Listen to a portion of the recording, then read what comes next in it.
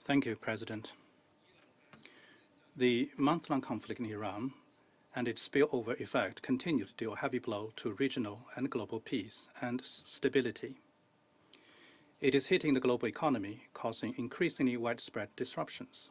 This is not in the common interest of regional countries and beyond. The ins and outs of this conflict are crystal clear. The US and Israel, without authorization from the Security Council, and while negotiations between Iran and the US were underway, launched military strikes against Iran, in clear violation of the purposes and principles of the UN Charter and the basic norms of international relations. At the same time, the sovereignty, security, and the territorial integrity of Gulf states must be fully respected. Civilians and non-military targets must be given necessary protection. The safety and security of shipping lanes and energy infrastructure must also be safeguarded.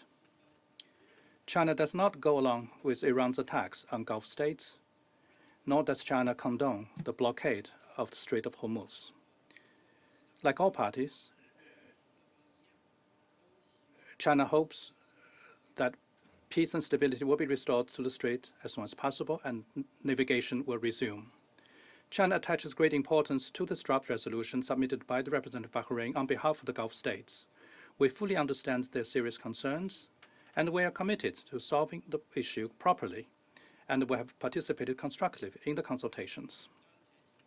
Under the current circumstances, this draft resolution should clearly identify the root causes of this conflict, seek appropriate solutions to address the root causes and ensure the safety and security of shipping lanes, and strive to promote dialogue and achieve peace.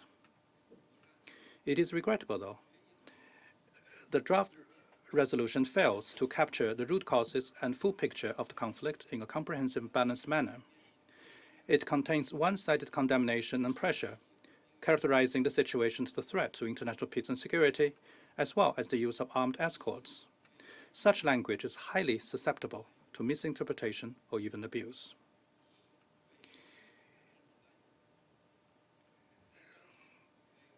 At a time when the United States is openly threatening the very survival of civilization, the current hostilities imposed on Iran is very likely to further escalate. The draft resolution, should it have been adopted, would send a wrong message and have serious, very serious consequences. The Security Council has recent lessons to learn from issues such as Libya and the Red Sea. Such past mistakes must not be repeated. The Security Council's actions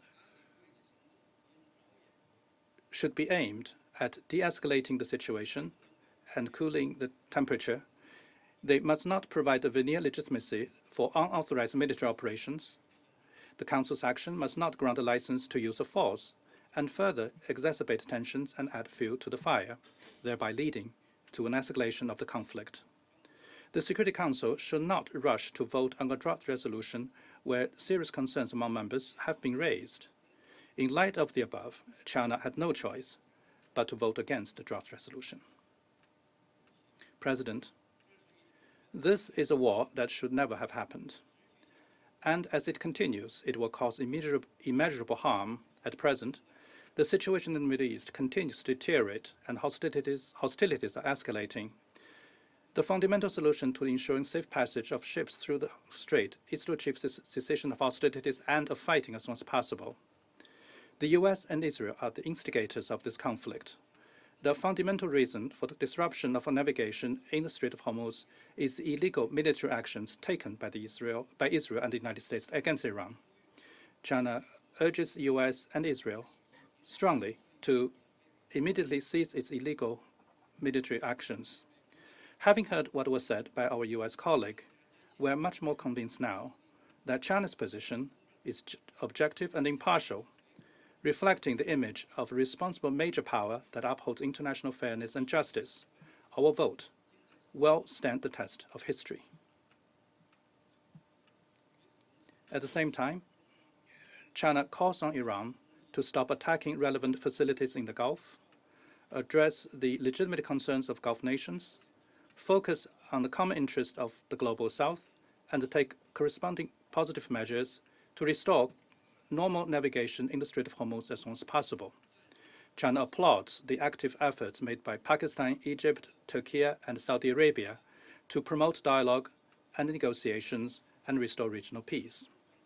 China commends and supports the work carried out by the United Nations in mediation and alleviating the humanitarian situation, and looks forward to these efforts yielding tangible results at an early date.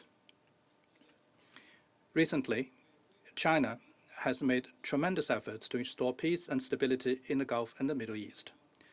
China has engaged in intensive consultations and mediation with relevant parties.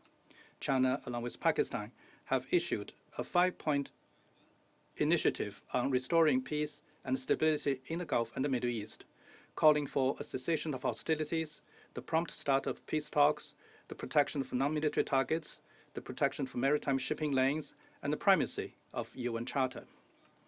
The China-Pakistan 5-point initiative is an open initiative and welcome countries and international organizations' response and participation.